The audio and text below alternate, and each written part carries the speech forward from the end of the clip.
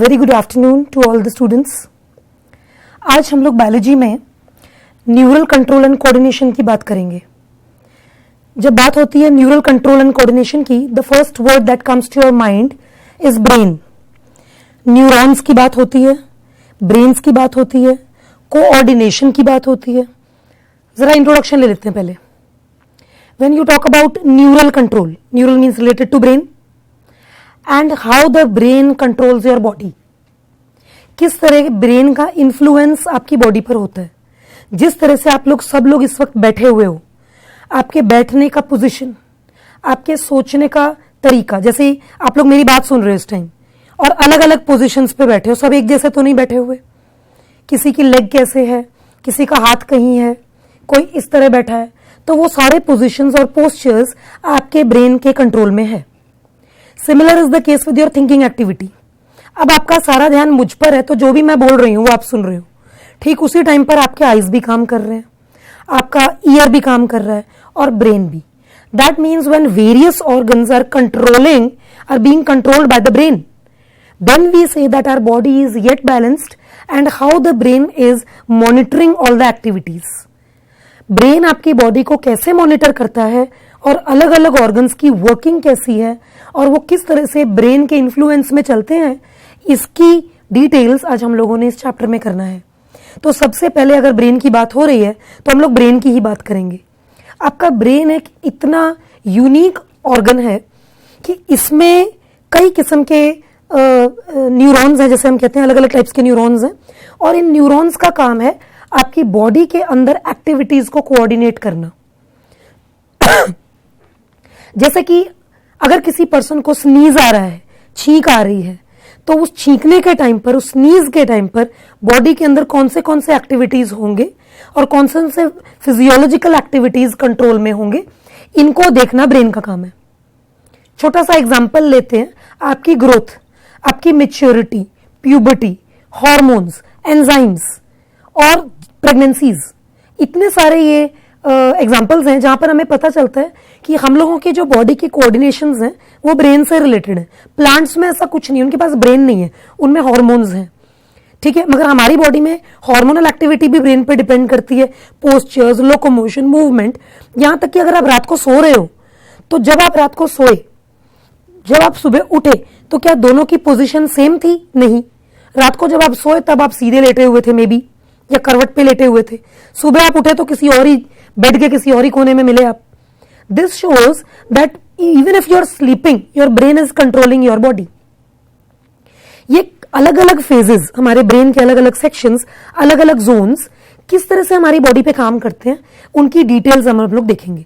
इसमें आज आप लोगों ने 3 मेन चीजें पढ़नी है, ईयर, आई और ब्रेन मेनली। बाकी जो छोटे मोटे टॉपिक्स हैं वो साइड बाय चलेंगे, लेकिन यहां पर सबसे पहले हम लोग बात करेंगे ब्रेन की और आपके बॉडी में डिफरेंट टाइप्स ऑफ न्यूरॉन्स की। तो सबसे पहले हम लोग ब्रेन की बात करते हैं कि how does your brain look like. इनकी लेबलिंग पर ध्यान देना, पेन पेंसिल रेडी रखो। कोई चीज जो आपको लगता है कि न्यू है, ये कंपटीशन पॉइंट ऑफ व्यू से जब मैं आपको बताऊंगी इंपॉर्टेंट है, your pens should be ready and you have to mark और you have to write it down. So get ready, let us go towards the chapter brain. So now let us come to human brain. How does the human brain look like and how does it work? When you talk about human brain, the first thing that comes to your mind, obviously,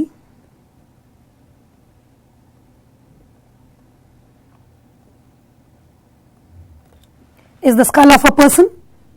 इसे जरा ध्यान से देखेंगे। आपके brain को अगर हम इसका डिजाइन देखें, इसका स्ट्रक्चर देखें, तो ये ड्रॉ करना भी आपको आ जाता है। इस तरह के मेनिंजेस देखने को मिल जाते हैं। Be attentive and keep labelling wherever you feel कि ये चीज न्यू है आपके लिए। ये आ गए पेडंकल्स, ये पिट्यूटरी यहां पर, और ये आपका ब्रेन का पिछला हिस्सा, द हाइंड ब्रेन, जो एक कटे हुए नींबू के जैसा नजर आता है। द सेरिबेलम, यहां शुरू हो जाता है पॉन्स, मेडुला ऑब्लोंगेटा, और यहां आ जाता है ब्रेन स्टेम जो रीढ़ की हड्डी की तरफ जा रहा है। तो सबसे पहले बात करते हैं फ्रंट पार्ट की, द सेरिब्रम। ध्यान से देखिए बेटा, ये है cerebrum, this is the cerebellum, then comes the pons, then comes the medulla. पूरे नाम की बात करते हैं, pons varolae, medulla oblongata, the brain stem, obviously जो आगे जाकर आपका स्पाइनल कॉर्ड बना देगा.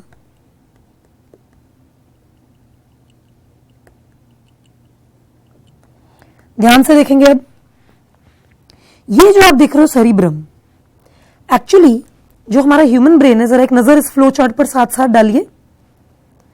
जो हमारा नर्वस सिस्टम है ना बेटा, nervous system, it is divided into 3 parts. अच्छा, याद रखने का तरीका बताने लगी हूं, ध्यान से सुनेंगे. सिर की बात हो रही है, सिर पे हम कैप पहनते हैं, कैप, तो कैप के स्पेलिंग को आपने ऐसे लिख लेना है. ठीक है जी. तो ये बन गया आपका नर्वस सिस्टम का पहला हिस्सा, central nervous system. Nervous system का दूसरा हिस्सा, ऑटोनॉमिक नर्वस सिस्टम. और तीसरा हिस्सा, पेरीफेरल नर्वस सिस्टम. जरा ध्यान से देखना, नर्वस सिस्टम के 3 हिस्से, CAP कैप करके लर्न हो जाता है. एनसीईआरटी पॉइंट ऑफ व्यू से थ्योरेटिकल पार्ट में जब आप ये फ्लो चार्ट बनाते हो तो बस समझ लो कि फ्री के नंबर हैं आपके, क्योंकि आपने फ्लो चार्ट अगर करेक्ट बनाया तो एग्जामिनर को आइडिया हो जाता है कि ये वाला पार्ट भी आपका करेक्ट होगा. सेंट्रल नर्वस सिस्टम के 2 हिस्से, ब्रेन एंड स्पाइनल कॉर्ड. और इस वक्त हम बात कर रहे हैं ब्रेन की. ब्रेन के 3 हिस्से, फोर ब्रेन, 4 की स्पेलिंग देखिए, बिफोर वाला 4 लिखा मैंने, 4 वाला 4 नहीं है ये. Before, fore brain, mid brain and hind brain. और इस वक्त इस डायग्राम में क्या देख रहे हैं हम, फोर ब्रेन का पहला हिस्सा सेरिब्रम, दूसरा पार्ट ऑल्फैक्टरी लोब्स, तीसरा diencephalon. Look at the spelling, olfactory lobes. Mid brain में 2 चीजें हैं, the optic lobe and the cerebral peduncles. I would really appreciate अगर आपके पास ये नहीं है तो इस फ्लो चार्ट को साथ साथ लिख भी सकते हो, लेकिन जब मैं पढ़ाने लगूंगी तो ध्यान बोर्ड पर रखना. Cerebral peduncles. और हाइंड के आपके 3 पार्ट्स हैं, सेरिबेलम जो कि आपको ऊपर नजर आ ही रहा है, पॉन्स एंड मेडुला. बस ये समझ लो कि जिसने ये चार्ट समझ लिया, ब्रेन समझ लिया. ठीक है जी. nervous system is divided into central, autonomic, peripheral. Central is divided into brain and spinal cord. Brain is divided into forebrain, midbrain, hindbrain, 3 हिस्से. और forebrain के 3 हिस्से cerebrum, olfactory lobes, diencephalon. midbrain के 2 हिस्से optic lobe, cerebral peduncles. hind के cerebellum, pons और medulla. इनके functions पर नजर मारिए जल्दी से. तो cerebrum की बात करते हैं, ये रहा cerebrum जो कि forebrain का हिस्सा है. सभी बच्चों को बता दूं, cerebrum is the largest part of the brain. आपके ब्रेन का सबसे बड़ा हिस्सा है ये, largest part.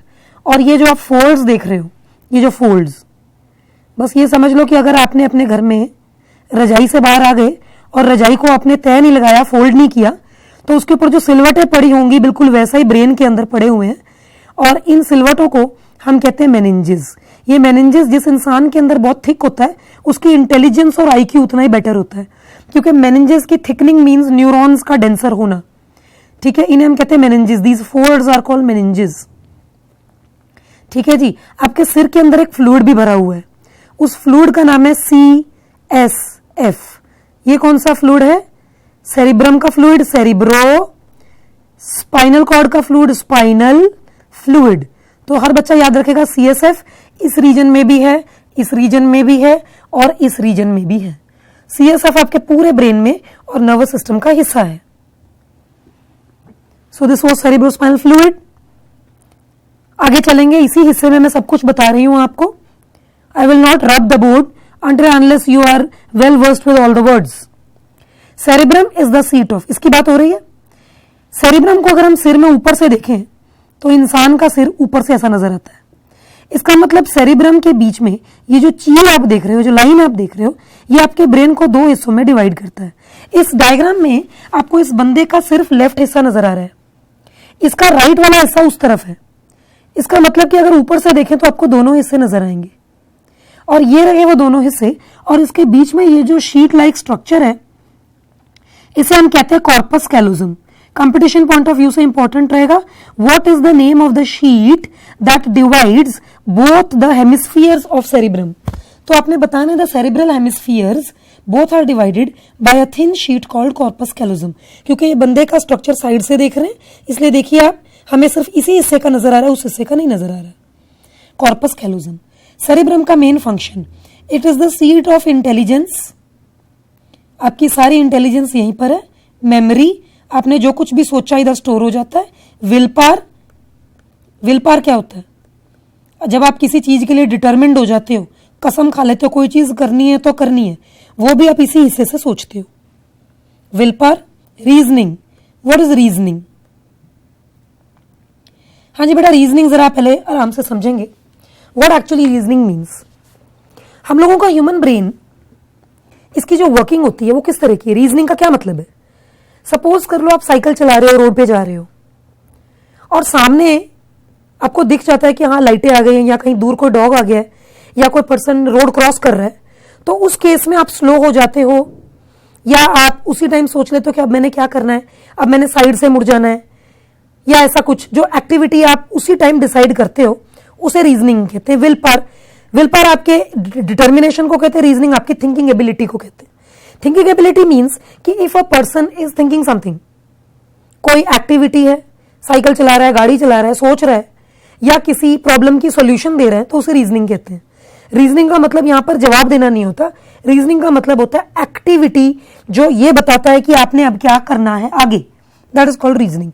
Intelligence, memory, will power, reasoning, thinking ability सब कुछ सेरिब्रम में है, इसलिए सेरिब्रम लार्जेस्ट है, और ये इसके डिवीजन को कॉर्पस कैलोजम कहते हैं। और ये रहे इसके फंक्शंस, ये रहे इसके फंक्शंस। मैं इस शीट को आगे करने लगी हूं, एक बार ध्यान से देख लीजिए, कुछ मिस आउट ना हो जाए। I would repeat in a nutshell, the meninges, the cerebrum, which is a part of the forebrain. It is the largest part. cerebellum की अभी हमने बात नहीं की। forebrain की अगली बात करेंगे olfactory lobes। बेटा हमारे साइंस में olfactory का मतलब होता है स्मेल। olfactory, ऑयल फैक्ट्री नहीं लिखा है मैंने, ऑल लिखा है, ऑल। तो olfactory का मतलब होता है स्मेल। आप जो कुछ भी सूंघते हो, वो यहां पर स्टोर हो जाता है। अब यहां पर बैठे बैठे आपको पता है आपके आसपास कोई गुलाब का फूल तो है नहीं, लेकिन क्लास में हर बच्चे को पता है कि गुलाब की फूल की खुशबू कैसी होती है। कड़ा प्रसाद कहीं बन रहा है तो आपको पता है वो ऑल्फैक्टरी लोब में स्टोर हो जाता है। ठीक है, एलपीजी लीक होने की बदबू, कहीं कूड़ा सड़ने की बदबू, कुछ भी आप इजीली मेक आउट कर सकते हो, वो स्मेल से रिलेटेड है, तो आपके दिमाग में स्टोर है। आपको यहां बैठे बैठे पता है कि अगर कहीं राजमा चावल बन रहे हैं तो आपको उसकी खुशबू यहीं बैठे बैठे कैसे पता है कि अभी तो आपके सामने राजमा चावल है नहीं, इसके बावजूद आप इतनी अच्छी सोच कैसे रख सकते हो? क्योंकि राजमा चावल की खुशबू ऑलरेडी आपके ऑल्फैक्टरी लोब में स्टोर्ड है, जो ब्राउज करके इस बात का पता लगा देता है कि जिस चीज को आप सूंघ रहे हो उसकी खुशबू कैसी है या उसकी बदबू कैसी है। अगला है डायंसिफेलोन। डायंसिफेलोन एक ऐसा बैंड ऑफ फाइबर्स है जो यहां नजर नहीं आ रहा, फिर भी मैं आपको इसको बना के शो करती हूं। ये बैंड ऑफ फाइबर्स होते हैं जो आपके फोर ब्रेन अगले हिस्से को मिड ब्रेन के साथ अटैच करते हैं, एसोसिएट करते हैं। फोर ब्रेन में होने वाली सारी एक्टिविटीज मिड ब्रेन में एसोसिएट करने वाला डायंसिफेलोन है। अगला आ जाता है मिड ब्रेन, मिडिल ब्रेन। इसमें ऑप्टिक लोब है। क्लास में हर बच्चे को पता है ऑप्टिक क्या है। ऑप्टिक का क्या मतलब होता है, सोचना जरा। ऑप्टिक मीन्स आईज या विजन, जो भी देखा स्टोर हो गया।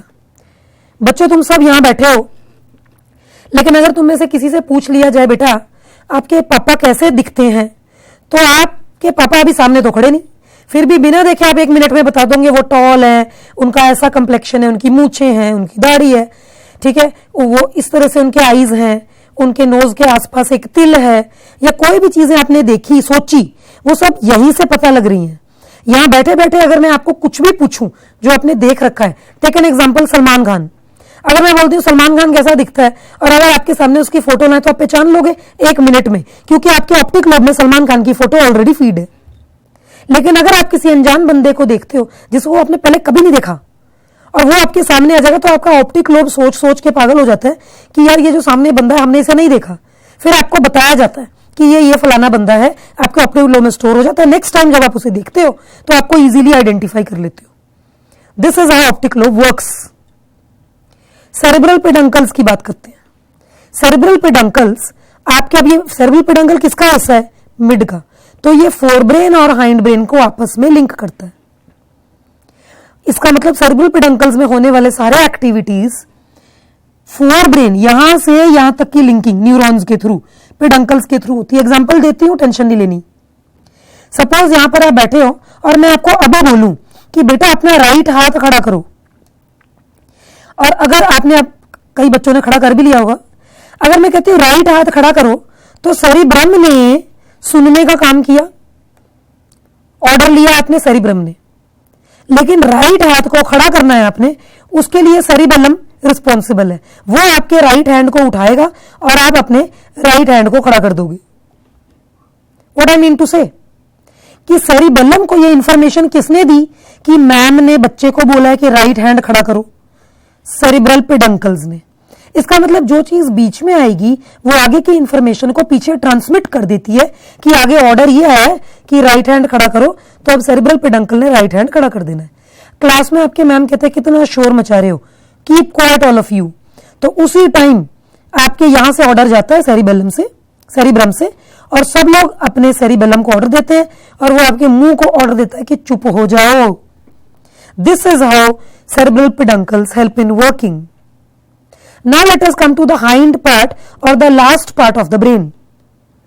ब्रेन का आखिरी हिस्सा सेरिबेलम, ये वाला हिस्सा हाइंड पार्ट।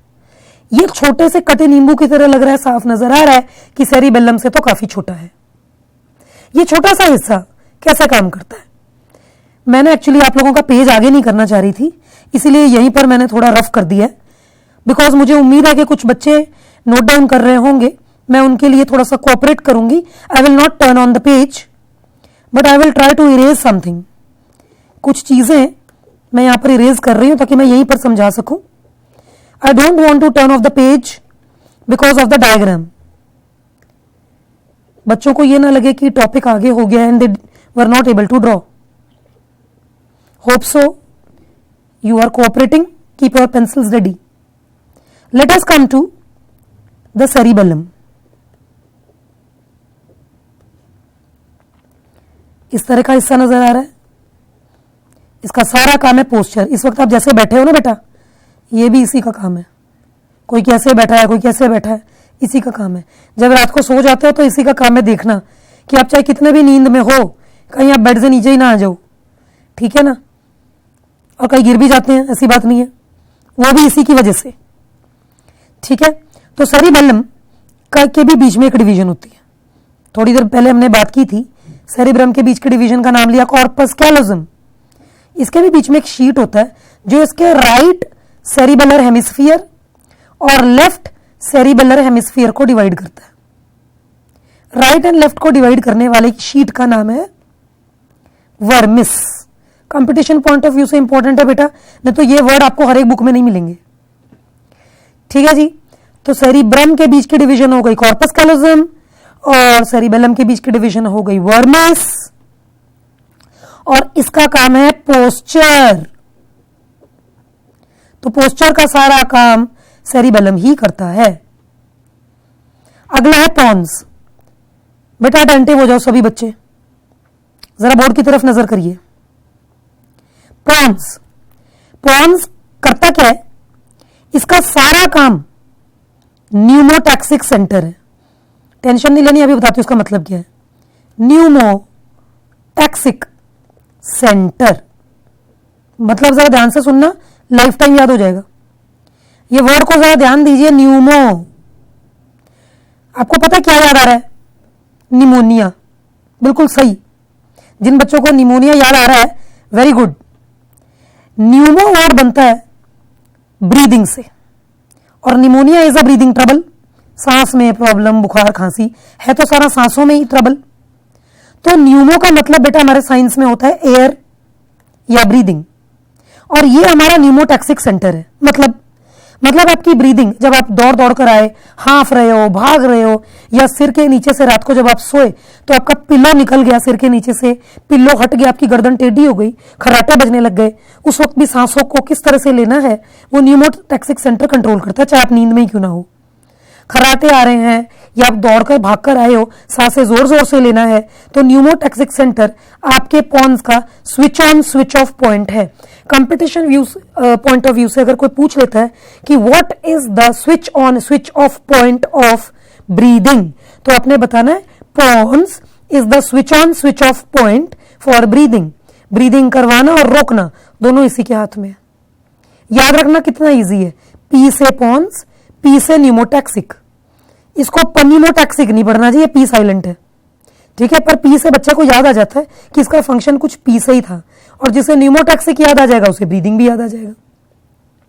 ठीक है बेटा, तो this was the pneumotaxic centre, switch on switch off point for breathing. Medulla oblongata आपके इनवॉलंटरी प्रोसेसेस को काबू कर लेता है। कैसे? यहां पर अभी आप लोग छोटा सा ब्रेक ले चुके हो, खाना वाना खा के बैठे हो, रिसेस हुई थी, खाना खाया आपने, खाना खाना आपके हाथ में है, आपके कंट्रोल में है, मगर खाने को हजम करना आपके कंट्रोल में नहीं है। मेडुला ऑब्लोंगेटा आपके सारे उन एक्टिविटीज पर कंट्रोल रखता है जो अपने आप होते हैं, फिर वो चाहे हार्ट बीट हो, चाहे आपका प्यूपिल का डायलेशन रिलैक्सेशन हो आईज में, चाहे आपके पेट से HCl रिलीज होना हो, चाहे आपके बॉडी में एंजाइम्स रिलीज होना हो, उन सबको काबू करना ऑब्लोंगेटा का काम है। पर ऑब्लोंगेटा का एक खास फंक्शन और भी है। मेडुला ऑब्लोंगेटा इस चीज का बहुत ज्यादा ध्यान रखता है कि आपके जो बॉडी के सीक्रीशंस है रेस्पिरेशन के साथ साथ वो भी कंट्रोल हो। अभी अभी मैंने सीक्रीशन की बात की, जैसे HCl वगैरह, पेट हो गया, हार्ट हो गया, मोटर पार्ट, मोटर कमांडिंग सारी मेडुला ऑब्लोंगेटा की तरफ सेरिबेलम से आती है। वो कैसे? अभी मैंने हाथ का एग्जांपल दिया था, राइट हैंड ऊपर करो, इन्होंने सुना, इसको बताया, तो ये आगे हाथ तक इंफॉर्मेशन लेकर जाएगा ना कि हाथ हिलाओ, मैम ने कहा हाथ खड़ा करो, तो सेरिबेलम मेडुला ऑब्लोंगेटा को वॉलंटरी फंक्शंस भी देगा कि प्लीज हाथ के मसल्स को कहो कि आपने हैंड रेज करना है, या प्लीज मुंह के मसल्स को कहो कि चुप हो जाएं, क्लास में मैम ने कहा कीप क्वाइट। तो किस तरह से ब्रेन की फंक्शनिंग हो रही बेटा, देख रहे हो आप? ऐसे आपका दिमाग चलता है और ऐसे अलग अलग एक्टिविटीज आपकी बॉडी में काबू हो जाते, कंट्रोल हो जाते। So this is your brain.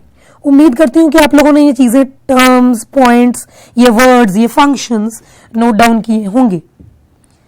अब चलते हैं ब्रेन की बात हुई तो हमारे नेक्स्ट टॉपिक पे चलते हैं, obviously related to the human I.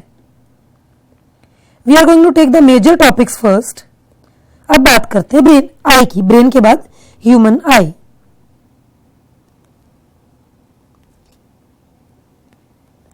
Human आई, इंसान की आंख, एक ऐसा सेंसरी ऑर्गन है जिसके बगैर कोई दुनिया ही नहीं है, जो विजन के लिए रिस्पॉन्सिबल है। आंखों का सारा देखना, सारा कुछ इसी जगह से होना है।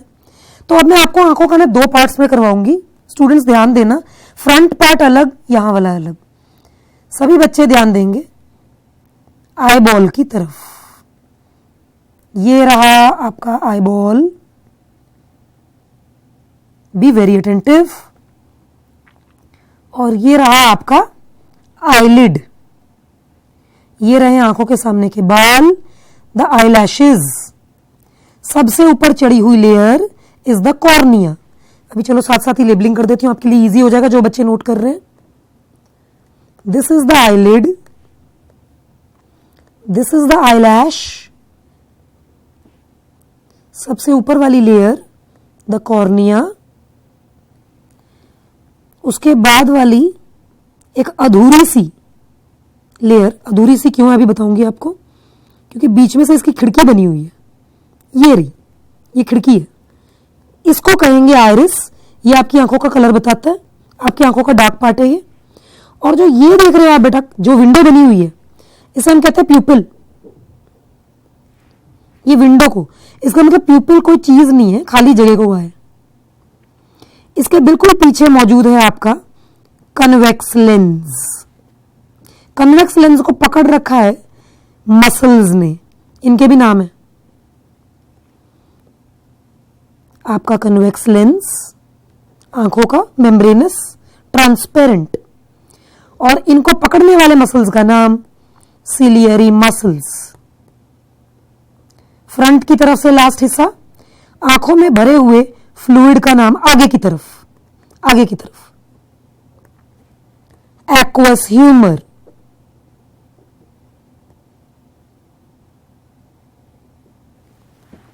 ठीक है जी, तो ये रहा आपकी आंखों का फ्रंट। आईलिड, आईलैश, सबसे ऊपर कॉर्निया, पीछे अधूरा सा आइरिस, उसके बीच में खिड़की प्यूपिल, पीछे कन्वेक्स लेंस, लेंस को पकड़ रखा है सिलियरी मसल्स ने, और आगे के फ्लूइड का नाम एक्वस ह्यूमर। अब आ जाइए बेटा बैक की तरफ। तो बैक में फंक्शंस अभी मैं बाद में बताती हूं, जरा आप लेबलिंग देख लीजिए ताकि लिखने वाले बच्चे साथ साथ लिख लें। ये जो आप देख रहे हो ये आई के बाहर के वॉल्स हैं। अगर हम बाहर से अंदर को चलें तो सबसे बाहर वाली लेयर का नाम स्क्लेरॉइड। कुछ बुक्स में बेटा स्क्लेरोटिक लिखा है, बात एक ही है, कंफ्यूज नहीं होना बस। अगली लेयर है कोरॉइड, और सबसे अंदर वाली है रेटिना। जैसा कि आपको नजर आ रहा है, रेटिना पूरे अंदर शीट की तरह बना हुआ है। आपके कैमरे में जिस तरह से स्क्रीन होता है जिस पर आप फोटो लेते हो, तो जो कुछ भी आप देखोगे उसकी फोटो रेटिना पे ही बननी है। और बच्चे, ये जो जगह से जहां पे रेटिना दो जगह पर तो है, यहां से टूटा हुआ क्यों है? ये टूटा हुआ इसलिए क्योंकि यहां से नसें जानी है ब्रेन की तरफ। तो ये रहे आपके ऑप्टिक नर्व्स जिन्होंने ब्रेन की तरफ जाना है। तो रेटिना यहां से टूटा हुआ है, तो यहां पर तो बेटा इमेज बनती ही नहीं, इसलिए इस हिस्से को हम कहते हैं ब्लाइंड स्पॉट। जो भी इमेज आप देख रहे हो, कोई ऑब्जेक्ट आप देख रहे हो ऐसे, उसकी इमेज यहां बन जाती है। मगर एक पोजीशन आपकी आंखों में नीचे की तरफ ऐसी है जहां पर ना अगर इमेज यहां आ जाए ना ऐसे, तो बनेगा नहीं, ये बनेगा नहीं, दिखेगा ही नहीं आपको, क्योंकि ये रेटिना पर नहीं है। रेटिना की सारी नसें ब्रेन की तरफ जा रही हैं, ऑप्टिक नर्व्स कहां जा रही? ब्रेन की तरफ। आपने जो भी देखा वो ब्रेन में स्टोर हो जाता है। जो मैंने अभी बोला तो था आपको कि ऑप्टिक लोब में चला जाता है। तो आप कुछ भी देख रहे हो, ये मेरा डायग्राम ही देख रहे हो सपोज, ठीक है। अगर आप 2 मिनट के लिए आंखें बंद कर दो ना, तो ये डायग्राम आपके फिर भी दिमाग में खुल जाएगा। इसका मतलब ऑप्टिक नर्व्स इन इंफॉर्मेशन को लेके ब्रेन की तरफ जा रहे हैं। रेटिना पर छोटे छोटे सेल्स फैले हुए हैं दूर दूर। इन सेल्स के नाम हैं रॉड्स और कोन्स। बेटा याद रखने के लिए एक तरीका बता रही हूं। रॉड्स के सेल्स लाइट सेंसिटिव हैं, बच्चे ना भूल जाते हैं, तो इसके लिए एक ट्रिक देखिए जरा। कोन्स के सेल्स कलर सेंसिटिव हैं, अब इसके लिए भी ट्रिक देखिए। सी से कोन्स, सी से कलर, र से रोशनी,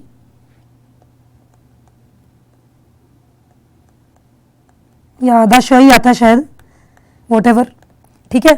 तो रोशनी, that is rods are light sensitive, cones are color sensitive. That means this is responsible for color and this is responsible for light. Take a close look. These rods look like this and cones look like this. Obviously they will look like cones. These are color sensitive. So whatever red, blue, green colors you are viewing from outside is easily identified through these cones. Cones are color sensitive, rods are light sensitive. ठीक है जी, कुछ और बात आगे करूंगी। Cons colour sensitive हैं। अगर किसी बंदे में कोन्स खराब हो जाएं तो उसे हो जाता है कलर ब्लाइंडनेस। बेटा ये जेनेटिक प्रॉब्लम है, इसका कोई इलाज नहीं है। आपको पता है, आपने 9th क्लास में एक टॉपिक पढ़ा था, डाल्टन्स एटॉमिक थ्योरी। उस जॉन डाल्टन को कलर ब्लाइंडनेस था, इसीलिए हमारे साइंस ने कलर ब्लाइंडनेस का एक और नाम रख दिया, डेल्टोनिज्म। कमाल ही हो गई, वो बंदे इतने फेमस हुए कि उनकी बीमारियों के बाद उनको जो बीमारी हुई वो बीमारी भी फेमस हो गई। ठीक है, इसीलिए कलर ब्लाइंडनेस का दूसरा नाम डेल्टोनिज्म। अगर ऑब्जेक्टिव स्टाइल में पूछ लेते हैं व्हाट इज कलर ब्लाइंडनेस या colour blindness is also called, तो आपने बताना डेल्टोनिज्म, क्योंकि जॉन डेल्टन को हुआ था। ये तो बीमारियों के नाम से भी फेमस हुए। और अगर रॉड्स खराब हो जाते किसी बंदे में तो कुछ नहीं करना, उसको विटामिन ए दे दो। इसका मतलब गाजर साग वगैरह कम ही खाता होगा, क्योंकि लाइट सेंसिटिव सेल्स अगर खराब हो रहे हैं तो इसका मतलब प्रॉब्लम क्या हो रही है, नाइट ब्लाइंडनेस की। शाम को नजर आना ही बंद हो जाता है। ऐसे बंदे को विटामिन ए दे दीजिए ज्यादा अमाउंट में तो उसके रॉड्स हेल्दी रहेंगे। वापस आते हैं टॉपिक पर, थोड़ा सा और बता दूं आपको, then will take a short break. तो ब्लाइंड स्पॉट पर नहीं बनता बेटा, जहां पर रॉड्स एंड कोन जरूरत से ज्यादा हैं, बहुत ज्यादा है, बहुत ज्यादा, उस हिस्से को हम कहते हैं येलो स्पॉट। तो ब्लाइंड स्पॉट येलो स्पॉट में आई होप सो आपको डिफरेंस पता चल गया। ये पीछे वाले लेयर्स हैं स्क्लेरॉइड, कोरोइड, रेटिना, ये प्रोटेक्टिव लेयर्स है बाहर से अंदर की तरफ, SCR, इस तरह से आपने याद रखना है, ठीक है। ये अंदर जो है, ये जो स्पॉन्जी सा है, स्पॉन्जी, आंखों का डेला कहते हैं जिसे, व्हाइट कलर का, this is filled with a fluid called vitreous humour. Aqueous humour आगे भरा हुआ है, विट्रस ह्यूमर पीछे भरा हुआ है, ठीक है। बिना इस बोर्ड को रब करे we have to take a small short break for 2 minutes. 2 minutes के लिए इसे ध्यान से देख लीजिए। Take a short break, see you after 2 minutes and I am not going to rub the board, take care.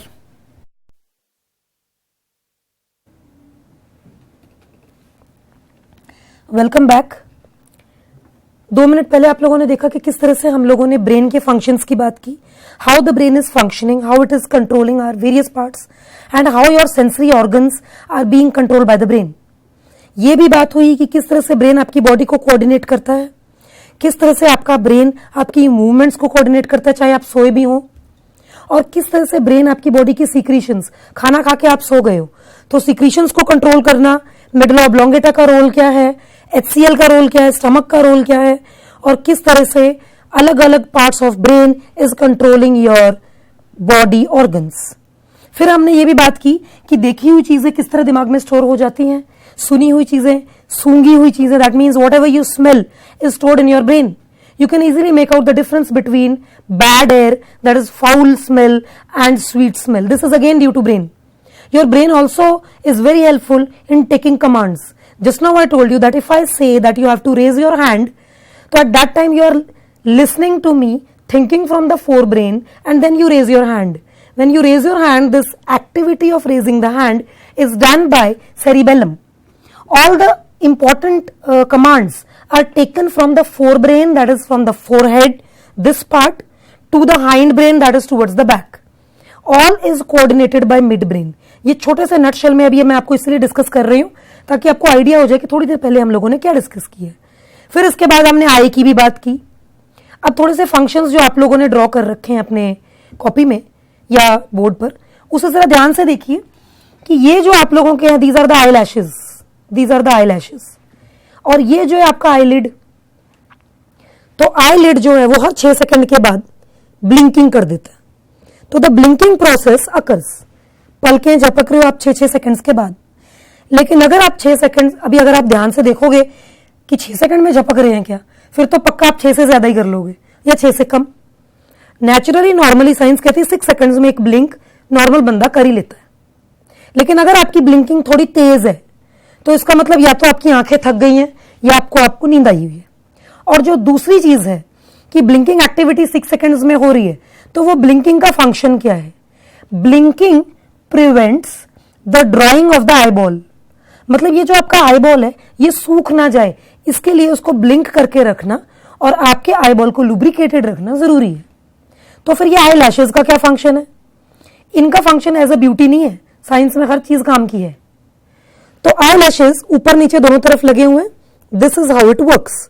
तो जब आपकी ब्लिंकिंग एक्टिविटी अकर करती है तो ऊपर के और नीचे के जो आई लैशेज हैं वो आपस में क्रॉस करते हैं ऐसे। तो ये एक तरीके से ब्रश का काम करते हैं। हवा में इतने सारे बैक्टीरिया, माइक्रोब्स, धूल, मिट्टी है, तो जब आप ब्लिंकिंग प्रोसेस कर रहे हो तो उस वक्त ये मिट्टी को, धूल को दूर रखते हैं। तो this is how blinking process is also helpful in keeping the dust particles away. This is blinking. अब अगर आगे बात करें तो सबसे ऊपर वाली लेयर देखो, आपकी आंखें कितनी स्मूथ हैं, आंखों में जरा सी मिट्टी धूल कोई चीज पड़ जाए तो आपको देखने में ट्रबल हो जाती है. This is because there is a disturbance on the cornea. Cornea is very smooth, it is the outermost covering, it is very smooth. But behind the cornea, ये देख रहे हो dark part, the iris. Iris पे अलग अलग colour के pigments होते हैं जिसके बेस पर आप अपनी आंखों का रंग बताते हो. जिसमें ब्लैक पिगमेंट है वो ऑब्वियसली ब्लैक कलर, जिसमें ब्राउन पिगमेंट है, किसी में ग्रीन आईज होते हैं, किसी के बिल्ली आंखें, ब्राउन आईज. तो that all depends upon the colour of the iris, that is the pigments present on the iris. तो iris is this dark part. Now how does this function? Side से देखने पर आईबॉल कैसा नजर आता है, आपने डायग्राम में देखा, और अब फ्रंट से देखने पर कैसा नजर आता है, और आपका आईबॉल कैसे काम करता है, इसके लिए वापस डायग्राम की तरफ चलेंगे. Be very attentive. Coming back to the diagram, let's have a close look. अभी मैंने आपको इसका फंक्शन बताया, इसका आइरिस का. तो अब आइरिस के लिए जरा सामने से देखिए आंख को. ये रहा आपका आई, ये आईलिड, और ये रही छोटी सी खिड़की, ये वाली, ये रही. और ये जो आप देख रहे हो इज योर आइरिस. बेटा आप समझ गए होंगे आइरिस पूरी तरह से बंद नहीं होता, ठीक है. ये वो डार्क पार्ट है, इसका मतलब दिस इज द विंडो. तो इसका मतलब ये प्यूपिल है और ये जो है ये आइरिस है. प्यूपिल और आइरिस का फंक्शन आपस में क्या है, इसे ध्यान से समझेंगे. जो आइरिस होता है, आइरिस की जो वर्किंग है, take a close look. Iris की वर्किंग प्यूपिल की वर्किंग के साथ कंट्रोल्ड होती है. किस तरह से कंट्रोल्ड होती है, बी अटेंटिव, कि अगर आइरिस रिलैक्स कर जाता है तो प्यूपिल की कैविटी बड़ी हो जाती है. अगर आइरिस कंट्रैक्ट हो जाता है तो प्यूपिल की कैविटी छोटी हो जाती है. इसका मतलब प्यूपिल रहेगा, विंडो रहेगा. अगर तो बाहर से बहुत रोशनी अंदर आ रही है, आप ज्यादा लाइट में खड़े हो, तो इस विंडो से लाइट अंदर आएगी, लेंस पर गिरेगी, लेंस उन रोशनियों को पीछे पहुंचाएगा और आप ऑब्जेक्ट को देख पाओगे. यह आइरिस पूरी तरह बंद कभी नहीं होता. लेकिन सपोज अगर आप किसी डार्क कमरे में एंटर कर गए हो, डार्क रूम में, तो ये आइरिस ज्यादा बड़ा हो जाएगा, आइरिस रिलैक्स हो जाएगा, प्यूपिल बड़ा हो जाएगा, विंडो काफी खुल जाएगा. क्यों? क्योंकि डार्क रूम में एंटर करने के लिए ज्यादा रोशनी, आपकी आंखें ज्यादा रोशनी देखने की कोशिश करेंगी. इस टाइम पर प्यूपिल बड़ा हो जाएगा. व्हाट आई मीन टू से, मेरे कहने का मतलब है कि प्यूपिल का साइज आइरिस के साइज पर पूरी तरह डिपेंड करता है. ठीक है जी. तो this was something about iris and प्यूपिल. Convex lens का फंक्शन समझ गए. जो भी आप देखोगे पीछे उसका उल्टा इमेज बनेगा. क्यों उल्टा इमेज, क्यों? एवरीबडी नोज दिस कि कन्वेक्स लेंस में इमेज हमेशा इन्वर्टेड बनता है. ये रियल इन्वर्टेड इमेज आपका ब्रेन पिकअप करेगा और उसे सीधा करके दिखाएगा. तो brain interprets the image as erect. इसका मतलब आप जो कुछ भी देखते हो आपकी आंखों में उल्टा बना होता है यहां पर ब्रेन उसे सीधा करके दिखाता है आपको. तो ब्रेन की इंटरप्रिटेशन इरेक्ट करके नजर आता है. This was the working of your I. How does your I work? Rays of light enter from the iris, they strike towards your lens, they reach your retina, and on the retina the inverted image is formed. This image is interpreted by your brain and you can identify the object. So this was the working of eye. Not wasting much of your time, the next sensory organ that we are going to deal with is the human ear.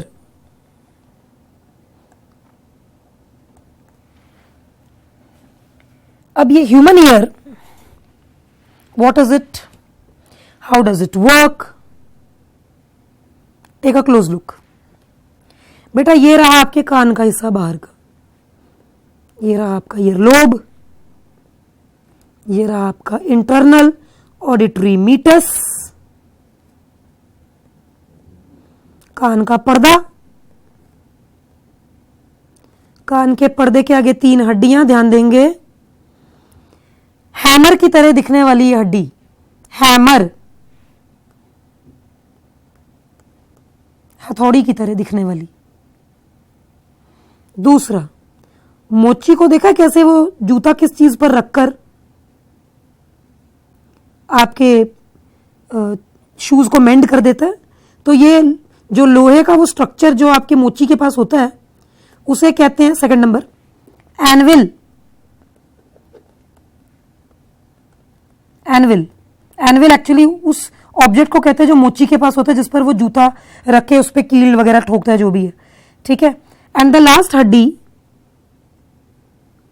Is the stirrup. Stirrup पता क्या होता है बेटा? घोड़े पे चढ़ने के लिए एक इस तरह का स्ट्रक्चर नहीं होता जिसपे आप पैर रख लेते हो, फुटरेस्ट की तरह। इस स्ट्रक्चर को स्टिरअप कहते हैं। ये तीनों ऑब्जेक्ट्स के नाम है। ये हथौड़ी है, ये मोची का वो है औजार, और स्टिरअप इसे कहते हैं।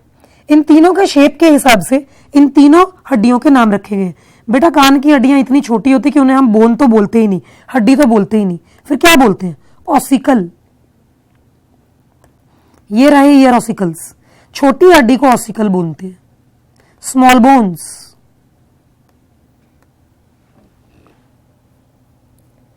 ठीक है जी, कंटिन्यू करते हैं टॉपिक को। Hammer and malleus incus stapes, इनके दूसरे नाम। Malleus incus steppes. स्टेपीज आपकी पूरी बॉडी की सबसे छोटी हड्डी, सबसे छोटी। और सबसे लंबी कौन सी है? थोड़ा साइड में दिमाग को परेशान करें थोड़ा सा। फीमर, आपका थाई बोन। जब छोटी की बात होगी तो बड़ी की भी बात होगी, ठीक है। तो ये तीनों के तीनों हड्डियां आपस में जुड़े हुए हैं और ये एंटर करते हैं ओवल विंडो के अंदर। ये रहा ओवल विंडो, और ओवल विंडो आगे एक स्ट्रक्चर के साथ एसोसिएटेड है जिसका नाम है कॉकली। ये रहा कॉकली। कॉकली का कनेक्शन ऑडिटरी नर्व्स के साथ है। अब मुझे लगता है बच्चे इतने सियाने हैं, अब समझ गए होंगे कि ऑडिटरी नर्व्स कौन सी नस होगी। सोच सकते हो बेटा? ऑप्टिक नर्व्स तो आंख की हो गई, तो ऑडिटरी नर्व सुनने की होगी ना। जो भी सुनोगे दिमाग में स्टोर हो जाएगा। अब सोच के देखिए बेटा, आपके पापा की आवाज अभी भी आपके दिमाग के अंदर स्टोर्ड है। अभी तो सुनाई नहीं दे रही है आपको, फिर भी आपको मालूम है, मम्मा की आवाज का भी पता है, ठीक है ना। कान पे फोन लगाओगे अभी आइडेंटिफाई हो जाएगा। तो ऑडिटरी लोब में आपकी आवाजें स्टोर होती हैं। ये रहा ऑडिटरी नर्व। कॉकली के अंदर फ्लूइड भरा हुआ है।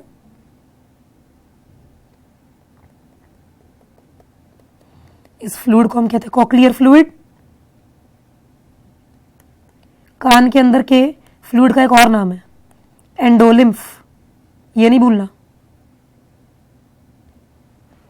एंडोलिम्फ। चलो, ये हो गया oval window. Coming back to the ear part, ये हो गई ईयर ऑसिकल्स। बेटा ये हो गया टिम्पैनम, आपके कान का पर्दा, ईयर ड्रम। ये हो गया meatus, internal meatus. Auditory meatus भी कह सकते हो, इंटरनल ऑडिटरी मीटस। ये हो गया पिना। ये हो गया ट्यूबरकल। ये हो गया ईयरलोब। जो कुछ भी सुना वो कान के अंदर दिमाग तक कैसे पहुंचता है उसकी बात करेंगे अभी। इस डायग्राम को 2 मिनट के लिए ध्यान से देख लो। Take good labelling. और यहां से ना कान के पर्दे की तरफ से एक ना ट्यूब नीचे को जा रही है गले की तरफ। इस ट्यूब का नाम है अस्टेशियन ट्यूब। आप लोग डीजे वगैरह के गाने सुनते हो ना, जब जोर जोर से धमक आती है, आपके गले की तरफ, दिल की तरफ आवाज जाती है। वो एक्चुअली आपके दिल की तरफ नहीं जा रही। जब आप आवाज ऊंची सुनते हो ना, तो एक्स्ट्रा साउंड गले की तरफ यहां से चला जाता है। सारी आवाज यहां ले ली है तो डैमेज हो जाना है सारा। तो जो एक्स्ट्रा साउंड है वो अस्टेशियन ट्यूब टूवर्ड्स नेक रीजन जा रहा है।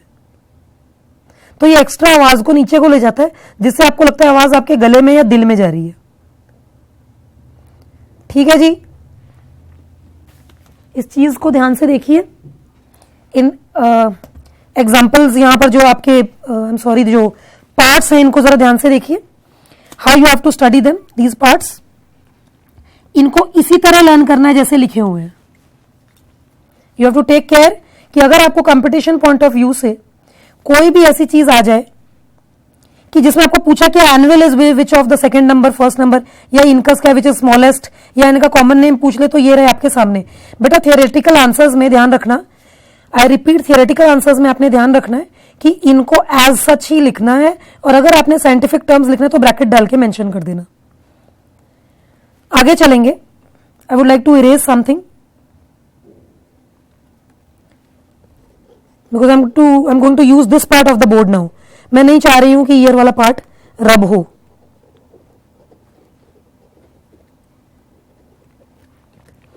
देखिए आपने कोई चीज मिस तो नहीं की। Have you mentioned each and everything?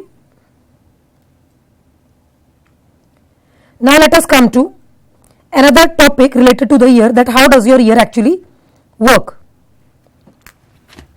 Year की वर्किंग की बात करें तो हमें ईयर के दो हिस्से समझने होंगे। द फर्स्ट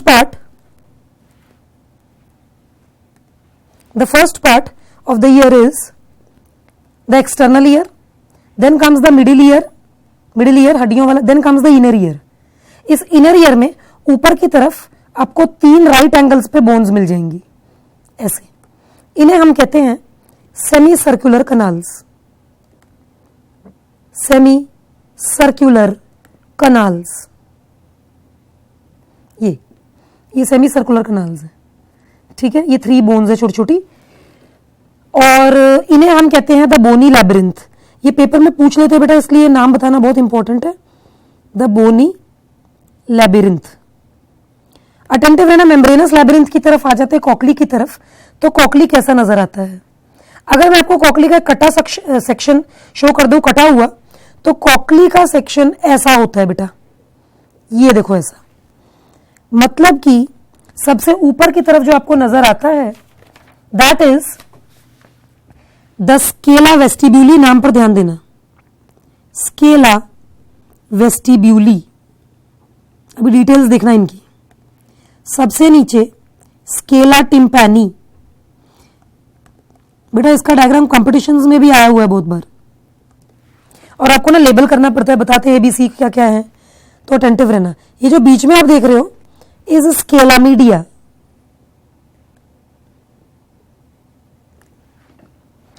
अब ये जो स्केला वेस्टिब्यूली है और स्केला टिम्पैनी नीचे वाला, ये इनकी ना आपस में भी कोऑर्डिनेशन है ऐसे, यहां बार बार से आपस में भी कोऑर्डिनेशन है।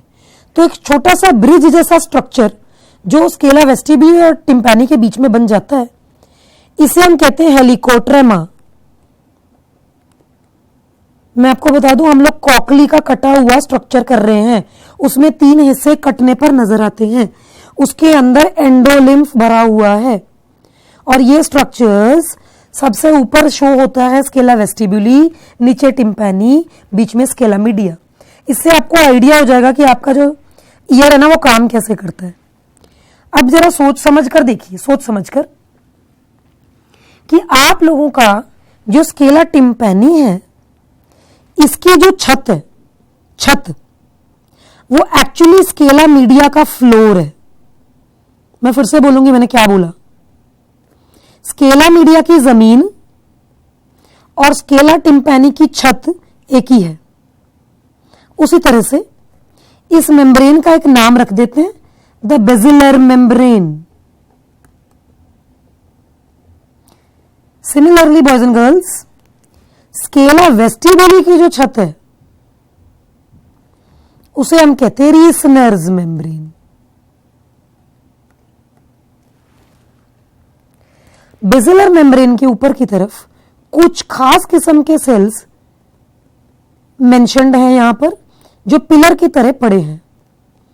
इन सेल्स को हम बोलते हैं ऑटोलिथ,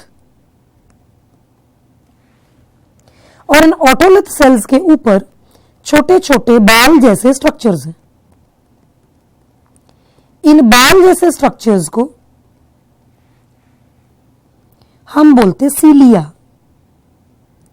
सीलिया और ऑटोलिथ दोनों, ये सारा कुछ मिलजुल कर बन जाता है organ of Corti.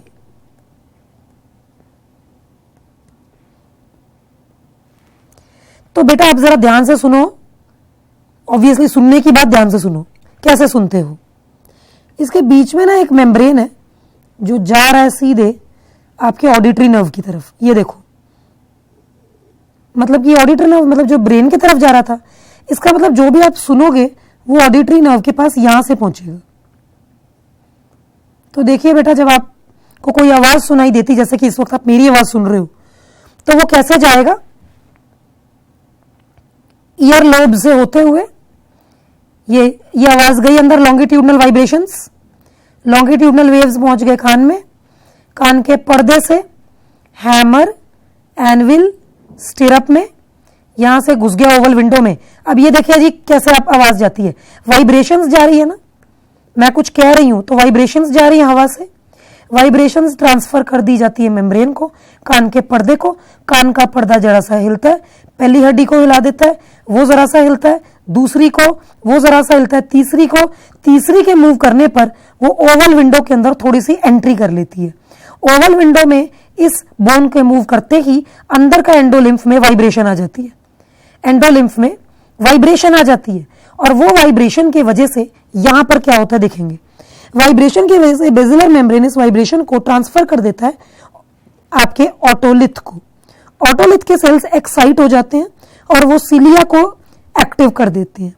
Cilia active होने की वजह से बेसिलर मेम्ब्रेन थोड़ा सा ऊपर को उठ जाता है, जिसके वजह से वो इस पर्टिकुलर नस को टच होने लग जाते हैं, इस मेम्ब्रेन को टच होने लग जाते हैं, और इस मेम्ब्रेन का नाम ध्यान से नोट करेंगे, टेक्टोरियल मेम्ब्रेन। Tectorial membrane. एक बार सारे के सारे छोटे छोटे सिलिया टेक्टोरियल मेम्ब्रेन को टच हो जाएं, कान के अंदर घुसे हुए सारे वाइब्रेशंस टेक्टोरियल मेम्ब्रेन से ऑडिटरी नर्व में चला जाता है, ऑडिटरी नर्व ब्रेन को बताता है कि आवाज आई है। सोच के देखो, इतनी लंबी चीज मैंने आपको बताई और आपको तो साथ के साथ ही सुन रही है। देखो आपकी ब्रेन की स्पीड जबरदस्त, कान से होते हुए फटाफट ब्रेन में, ब्रेन से होते फटाफट आपको इन्फॉर्म हो जाता है कि इनकी आवाज है। आवाजों को आप ऐसे पहचानते हो। अगर कोई आवाज नहीं हो रही तो टेक्टोरियल मेम्ब्रेन सिलिया को टच नहीं करते और ये बेसिलर मेम्ब्रेन थोड़ा नीचे आ जाता है, कुछ ऐसे नीचे आ जाता है, और टेक्टोरियल मेम्ब्रेन बिना डिस्टर्बेंस के सिलिया से दूर हो जाती है। देखो सिलिया दूर दूर हो गए, पर अगर आपको कोई आवाज सुनाई दे रही है तो ये बेसिलर मेम्ब्रेन ऊपर को धकेल दिया जाएगा और टेक्टोरियल मेम्ब्रेन को टच हो जाएगा, और टच होते ही this is what will occur. This is the pathway how your brain works. This is the pathway of working of the brain. Take a close look. Take a close look at all over the working of the brain. और ये किस तरह से brain के साथ, year के साथ associated है। बेटा ब्रेन की बात करेंगे, कान की बात की है तो it is associated with brain. This is the brain, this is how the brain works when you are listening to something. और जब मैंने आई का बताया, it is how the brain works when you are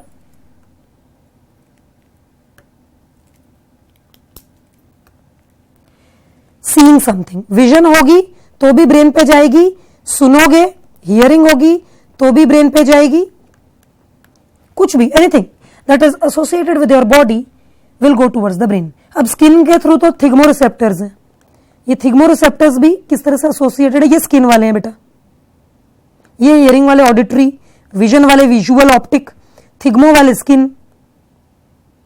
तो जो भी आप skin से पेन, प्रेशर, टेम्परेचर महसूस करते हो, वो सब कुछ आपके स्किन के थ्रू होते हुए ब्रेन की तरफ चला जाता है। कुछ छोटे छोटे टॉपिक्स और टर्म्स अभी और जो इससे एसोसिएटेड हैं, जो अभी हम डिस्कस करेंगे। ओके जी, so let us come to another topic now. Brain की बात हुई, स्पाइनल नर्व्स की बात भी कर लेते हैं। पूरा ब्रेन खत्म हुआ, आई खत्म हुआ, ईयर खत्म हुआ, थोड़ी सी बात स्पाइनल नर्व्स की क्योंकि इंपॉर्टेंट है ये भी। बेटा आपको पता है जो आपका सिर है ना, उसमें स्पाइनल नर्व्स, सिर की तरफ से स्पाइनल नर्व्स आपकी गर्दन की तरफ जा रहा है। इसका मतलब सिर में क्या है, क्रेनियल नर्व्स। क्रेनियल नर्व्स के जोड़े हैं 1 2 3 4 5 6 7 8 9 10। So you have 10 pairs of cranial nerves. Cranial इसलिए क्योंकि ये आपकी खोपड़ी के अंदर है। क्रेनियम, खोपड़ी, द ब्रेन बॉक्स, क्रेनियम के अंदर की नसें, क्रेनियल नर्व्स, ये गर्दन आपकी, और यहां से लेके पूंछ तक। आप कहोगे मैम पूंछ क्यों बता रहे हो, क्योंकि पूंछ बेशक नहीं है पर पूंछ वाली हड्डी तो है ना आपकी। तो आपके टेल बोन तक जाने वाले नर्व्स स्पाइनल नर्व्स हैं, जिसको आपने ऐसे याद करना है neck region, chest region, upper abdomen, lower abdomen, tail. इनके नाम को कुछ इस तरह से आप देखोगे।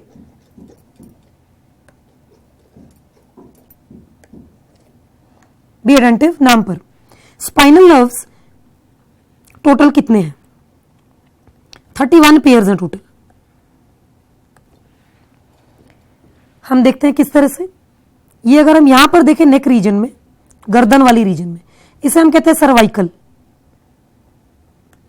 ये चेस्ट वाली रीजन में थोरैसिक, 8 थोरैसिक आ गए, 12 लंबर, पेट वाला हिस्सा, लिवर वाला हिस्सा, इधर को भी नसें जा रही हैं दोनों तरफ, लंबर, ठीक है।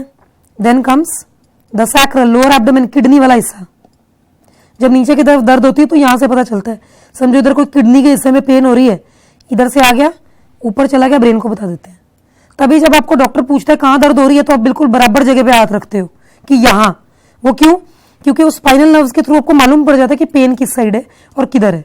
तो स्पाइनल नर्व्स एक इधर, एक इधर, एक इधर, एक इधर, ऐसे करते करते, तभी तो मैंने पेयर्स बोला। Cervical 8, thoracic 12, lumbar 5, sacral 5, tail वाला कॉक्सीजियल, टेल वाला हिस्सा 1। ये एक ही क्यों? हड्डी तो 4 बता रहे हैं मैम। जब हम हड्डी 4 बता रहे हैं तो नस एक ही क्यों है? क्योंकि अभी आपकी कोई टेल नहीं है, ठीक है। पर बोन्स अभी भी मौजूद हैं। बोन्स का मौजूद होना इस बात का प्रूफ है कि कहीं ना कहीं हम लोग के पहले टेल होते थे, पर अभी टेल नहीं है, पर उसकी नस एक ही है जो इधर पहले वाले पे खत्म हो जाती है। तो अगर टेल वाले रीजन में कहीं कोई पेन पून होती है तो वो आपको ये नस से पता चल जाती है, बस, इसके अलावा और कुछ नहीं, ठीक है जी। अब इसे काउंट कीजिए, कितने हुए? 31 पेयर्स ऑफ स्पाइनल नर्व्स। ये डिस्कशन हुई स्पाइनल नर्व्स की।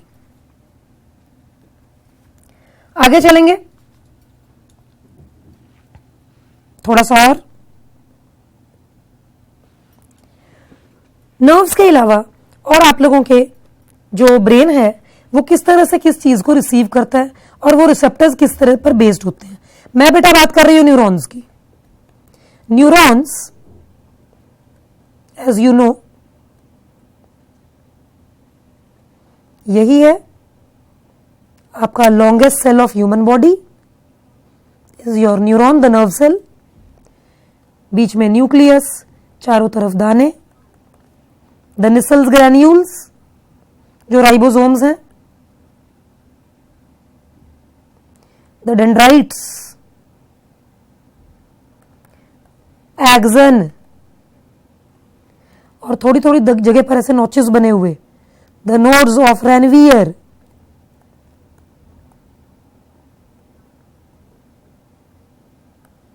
B attentive. बीच में की लेयर मेडुलरी शीथ,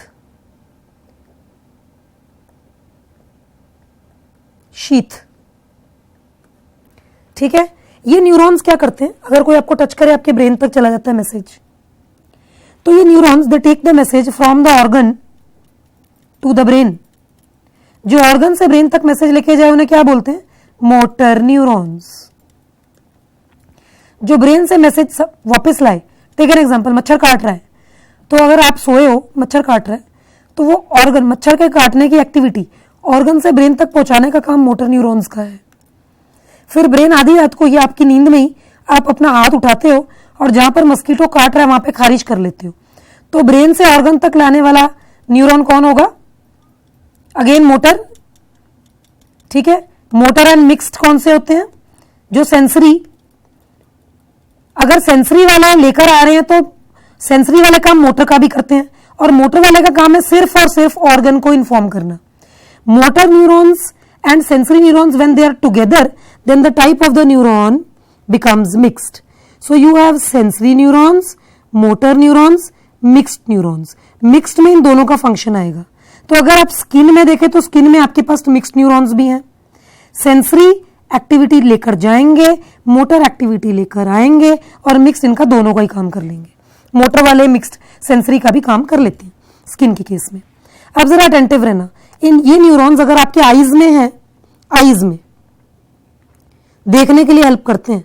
तो इन न्यूरॉन्स के नाम होंगे विजुअल रिसेप्टर्स ऑब्वियसली, तो इसे हम कहते हैं फोटो रिसेप्टर्स, जो लाइट को रिसीव करते हैं, रोशनी को रिसीव करते हैं और आप चीजें देख पाते हैं। अगला है साउंड के लिए कानों में लगा हुआ फोनो रिसेप्टर्स, टेस्ट के लिए मुंह में लगा हुआ, टंग में, जबान पर लगा हुआ गस्टेटो रिसेप्टर्स, स्किन में थिग्मो रिसेप्टर्स,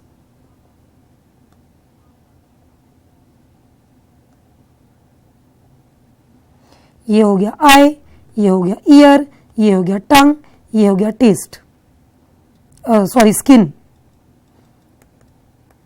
ठीक है, तो द टेस्ट रिसेप्टर्स, द फोनो रिसेप्टर्स। अब बच्चा क्या, नोज, नोज भी तो सांस ले रहा है, ये भी तो पहचानता है बहुत कुछ, तो इसे हम कहते हैं olfacto receptors. Olfacto is from the word breathing, smell. So this is how the receptors actually work. इन सभी रिसेप्टर्स की फंक्शनिंग अपने अपने ऑर्गन पर बेस्ड है।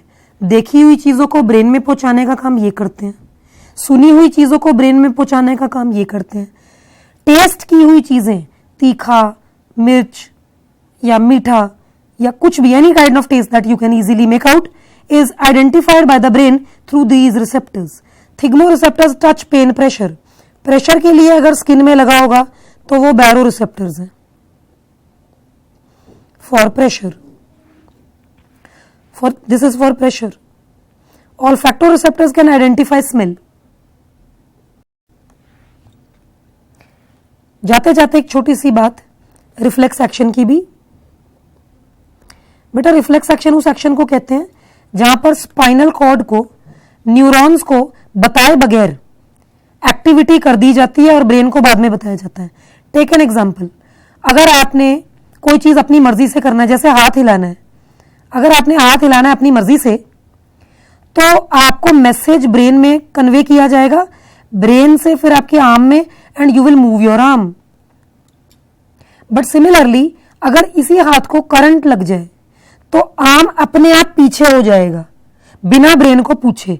तो अगर किसी बंदे को करंट लगता है तो ब्रेन को पूछा नहीं जाता कि हाथ पीछे करना है या नहीं करना है, क्योंकि करंट लगा है, जिंदगी मौत का सवाल होता है जहां पर, वहां पर रिफ्लेक्स एक्शन हो जाती है, जहां पर ब्रेन की इन्वॉल्वमेंट नहीं होती। तो एक बार ये चीज हो जाए, हाथ ऑटोमेटिकली पीछे आ जाएगा, तो ये स्पाइनल कॉर्ड के लेवल पर ही हो जाता है। इस तरह की एक्टिविटी जो स्पाइनल कॉर्ड के लेवल पे हो जाए और ब्रेन को बाद में बताई जाए, इसे हम कहते हैं रिफ्लेक्स एक्शन। होप सो कि ये सारे टर्म्स आपको क्लियर हुए। एनी काइंड ऑफ डाउट और क्वेरी विच यू हैव, आप इजीली पूछ सकते हो, व्हाट्सएप कर सकते हो। नंबर है 628083 6280839498। इस नंबर पर अपने क्वेश्चंस व्हाट्सएप कर सकते हो, डाउट्स पूछ सकते हो, और any kind of query that you have you can easily ask telephonically also. इन चीजों को एक बार अच्छी तरह से आप लोग रिवाइज कर लीजिए, and any kind of problem that you have go through proper revisions, check the spellings. Spellings भी आपने ठीक से चेक करना है कि जब भी आपने किसी भी डायग्राम बनाना है, फॉर एग्जाम्पल अगर आप ब्रेन का डायग्राम बना रहे हो तो आपने उसको क्लासीफाई करके बनाना है, fore brain, mid brain, hind brain को। और अगर आपको किसी भी नेम में डाउट हो जाता है कभी कभी, तो आप उसका कॉमन नेम नोट डाउन कर सकते हो। जरूरी नहीं है कि आपने साइंटिफिक ही देना है, क्योंकि कंफ्यूजन क्रिएट नहीं करना है आपने। यू कैन राइट दोज, जैसे ये रिसेप्टर्स के नाम हो गए, अगर आपको ये नाम याद है तो that's well and good, but if you are having problem तो फिर आप लोगों ने इन रिसेप्टर्स को एज सच क्रैम नहीं करना, इनके जनरल नेम्स भी नोट डाउन कर सकते हो। क्वेरीज विल बी अप्रिशिएटेड, जो मर्जी आप डाउट्स पूछिए, it will be always be welcome. Next class में मिलेंगे फिर हम। Have a nice day, thank you very much.